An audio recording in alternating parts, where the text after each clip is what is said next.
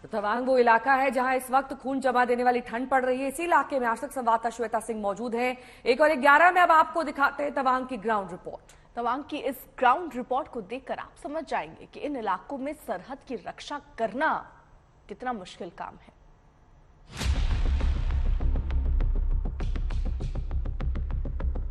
पानी पर चलना चमत्कार माना जाता है, लेकिन इस समय मैं पानी पर चल रही हूं।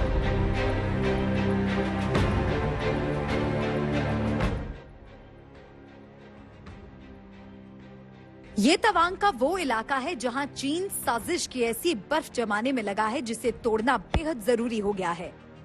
हमारी सेना ने एक बार फिर चीन के मंसूबों पर पानी फेर दिया है, एक बार फिर चीन के इरादों में पलीता लगा दिया है।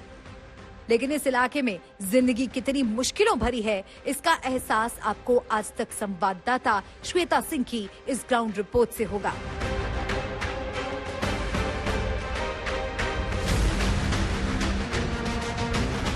ये एक जमी हुई झील है जो लाइन ऑफ एक्चुअल कंट्रोल से लगी हुई परिस्थितियों को बयां करती है, जो बताती है कि पानी के बड़े से बड़े क्षेत्र भी, बहते हुए झरने, सब कुछ इस ठंड में जम जा रहा है।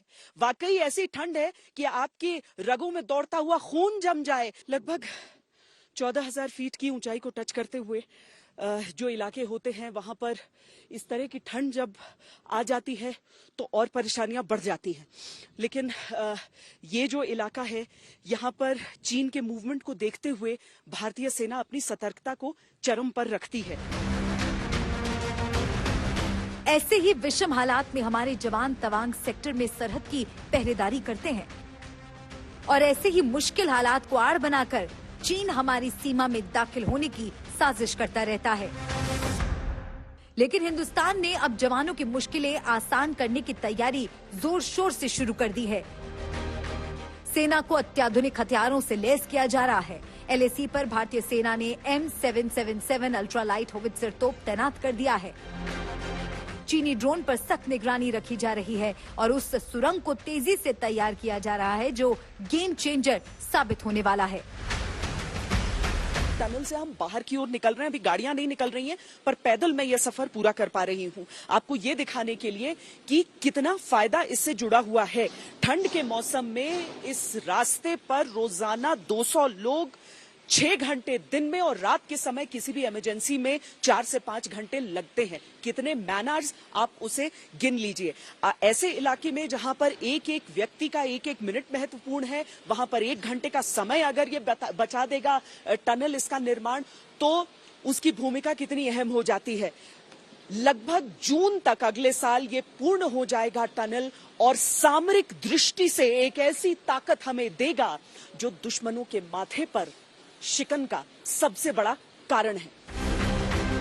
ये टनल NH12 के सेला दर्रे पर बनाई जा रही है। इसके बनने के बाद तवांग तक रसद और हथियार ले जाना बेहद आसान हो जाएगा। सेला दर्रे पर बनाई जा रही इस टनल के जरिए तवांग के रास्ते बुमला दर्रा तक पहुंचा जा सकेगा, जिससे हिंदुस्तानी सेना की पहुंच तिब्बत तक हो जाएगी। अब देखिए, मुख्य टनल का इलाका आप वहां देख रहे हैं और मुख्य टनल के समानांतर एक एस्केप टनल रहता है, यानी कि अगर किसी तरह की कोई समस्या होती है तो वहां से लोगों को निकाला जा सके, उसका भी काम समानांतर इसके पूर्ण हो जाना चाहिए।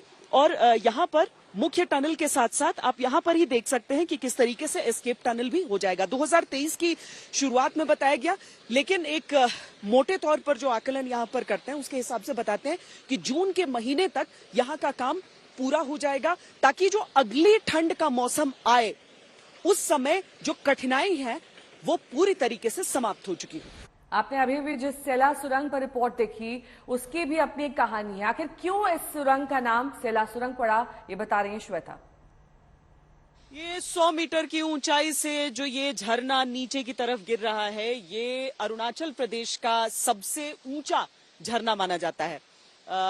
ये जंग वाटरफॉल कहते हैं इस इलाके के नाम की वजह से, और इसे नूरानांग वाटरफॉल भी कहते हैं। अब यहां पर होती है वो दिलचस्प कहानी। 2 बहनें थी, नूरा और सेला। यहां पर आप ये वाटरफॉल देखेंगे नूरा के नाम पर, और पास में आप देखेंगे सेला पास के नाम पर वो जगह जो सेला के नाम पर पड़ी।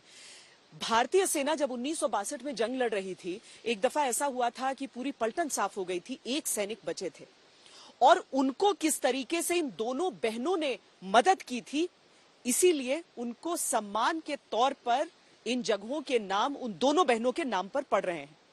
अब जब आप देश के प्रति वफादारी की वो खुशबू कहते हैं ना, तो आपको यहां पर इस झरने के साथ खड़े हुए उसका एहसास भी हो जाएगा।